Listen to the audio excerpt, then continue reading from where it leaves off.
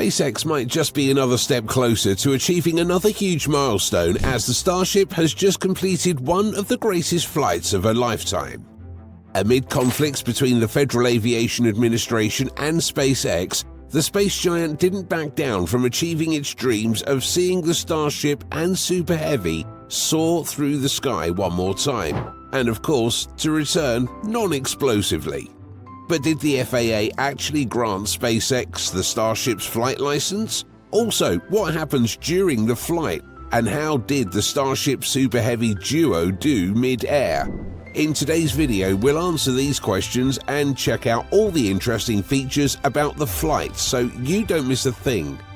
Please, while you're here, hit the like button, share this video with your friends, and subscribe to Space Minds, and I'll keep you updated on all the latest space news and adventures. Everyone around you right now would probably be going on and on about the Starship's flight today and how awesome it was. And yes, it was crazy awesome. Let's check it out. The Starship sitting atop the Super Heavy booster made quite the scene at the Boca Chica launch site in South Texas in preparation for the flight. As it steadily released a cloud of steam, you could almost say the Starship was a celebrity rocket, if that's a thing. Cameras chipped non-stop at the glorious behemoth of a shuttle. Somehow, there were a few new things about the Starship that really caught me off guard today. For one thing, its hexagonal heat shields were definitely thicker and maybe even bigger. This gave the ship a bolder and more refined look, and of course a more futuristic one. I think SpaceX decided to thicken it a little after the heating event of Test Flight 4. Still, let's see how it holds up this time. As part of the heat shield rework, SpaceX seemed to have included a bunch of extra ceramic heat tiles and aluminum tiles on the Starship, enough to keep it from melting down. According to a report, there are at least 18,000 ceramic tiles plastered against the Starship, helping it withstand temperatures as high as 2,600 degrees Celsius. So back to the launch, here's how it went. After the 5-second countdown, the booster's 33 Raptor engines fired up, and in about 5 to 6 seconds, the Starship-Super Heavy couple was off the ground. Loaded with almost 10 million pounds of propellant, the Super Heavy diligently pushed the Starship through the air. 4 minutes later, after a good trajectory had been established for the Starship, the hot staging and separation happened. The Super Heavy detached from the Starship and its free-fall procedure began. Meanwhile, the Starship was plunging into space, and soon it was there in a low orbit around the Earth. Let's talk about the Super Heavy here. After a while of free-falling, the booster fired up again, this time to slow down its acceleration. Around 6.5 minutes post-liftoff, all 33 Raptors of the Super Heavy fired up together for the landing burn. Now for the big reveal. Do you think the Super Heavy would use the Mechazilla, or would it land on a solid platform like the Falcon, considering the FAA's recent environmental concerns? Well, we are about to find out. As the Super Heavy neared ground, it initiated a coordinated procedure to align with the Mechazilla tower. Yeah, you guessed right. Or wrong. As it descended, the booster made a slight inclination so that its fiery base faced the tower for about a second, and then realigned and was now parallel to it. The Mechazilla catching program was initialized, and the chopsticks moved to position themselves besides the now aligned booster that was hanging mid-air. In less than 10 seconds, the chopsticks held the booster in place. Take a look at how amazing it was. Despite how beautiful the landing was, the Super Heavy did suffer a minor methane leak that caused a small fire beside its base. Though it lasted a while, about a few minutes actually, it didn't affect the landing at all. Now back to the Starship itself. After a 360-degree orbit around the Earth, the craft started its re-entry, being programmed to land in the Indian Ocean. It deployed a set of metallic wings by the side, another new feature SpaceX has added.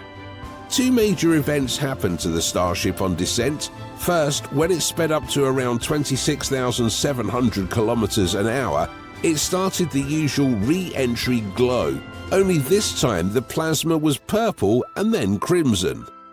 At the same time, greenish-yellow sparks could be seen flying backwards from the Starship. It turns out that these were actually scorching hot pieces of the ceramic tiles from the Starship. The heat shield was burning up. Though the amount of tiles lost was probably small, and also the backup tiles and ablative material still shielded the Starship, I think SpaceX has still got a bit of work to do on its heat shield installation. All in all, it is still 99.9% perfect. Soon, the lost tiles actually became a bit of an issue as the spots that were without them started to glow red, which was actually expected. Anyway, the Starship still maintained structural integrity as it descended. As usual, the ship maintained a 69-kilometer altitude for another minute or two, where its velocity decreased by around 2,000. By the time it left the 69-kilometer mark, it was moving a bit slower, with its speed now around 18,000 kilometers an hour. This was almost an hour after the liftoff. Exactly an hour after the launch, the Starship was now moving at a speed of 10,000 kilometers an hour and was only 46 kilometers above sea level. The glow that engulfed the ship had taken a new form, and rather than its single crimson layer, it now had 3 layers. There was the inner crimson layer, the layer of the hottest plasma.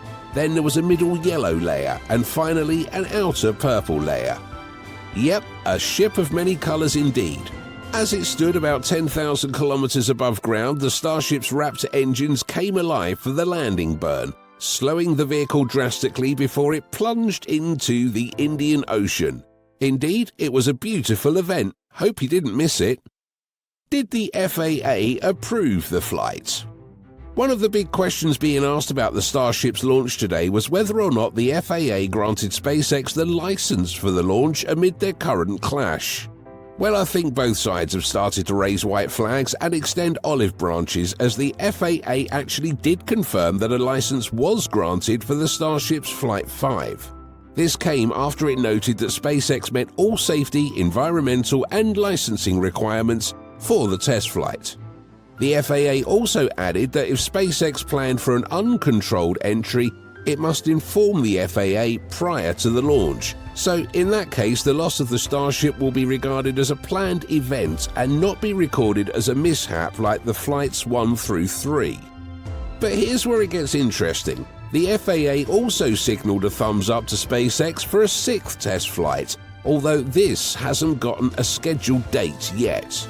We can't exactly say whether or not Elon retains his stand on having the FAA boss Michael Whitaker taken off the administration.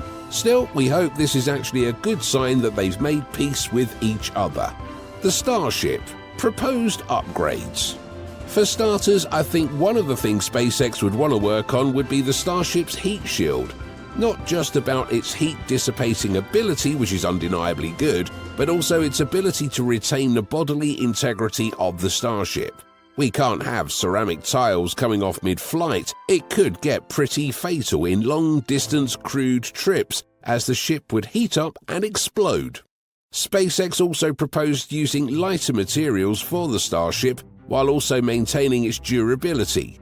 The 200-ton beast would need to shed a bit of weight if it would have to get to far-off planets like Mars and even into deep space. A reduction in its weight would really help the Super Heavy push it farther into space, affording it a much easier and faster travel.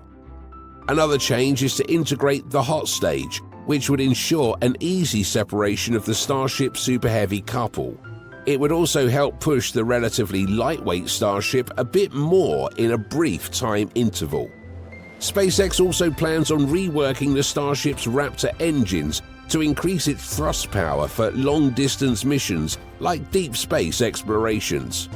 The thrust power of these engines is set to increase from the usual 230 metric tons to over 330 tons in future versions of the Starship. This would also boost the Starship's payload capacity, allowing it to carry over 100 tons to orbit as a fully reusable spacecraft. What's next for the Starship? Asides the proposed repairs which SpaceX plans for the Starship, and probably the Super Heavy, we can't exactly say when next we might see the duo in action. SpaceX also has plans for its other spacecrafts and rockets like the Dragon and Falcon, and so the Starship might be off the calendar for a while.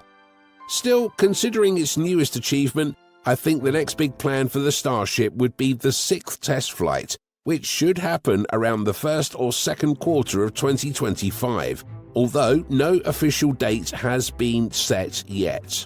This next flight promises to achieve a few new events never achieved in previous Starship flights, including a farther orbit distance and a longer time period in space. Still, it would be quite similar to the 5th flight, probably using the same launch site or landing spot. Yet, the 6th test remains an event we should look forward to, and I personally would want to see it happen soon. Until then, let's keep a keen eye on SpaceX. It's always cooking up something new. With that, we've come to the end of this video. If you enjoyed it, hit the like button, share it with your friends, and subscribe to Space Minds for the latest updates on our space news and adventures.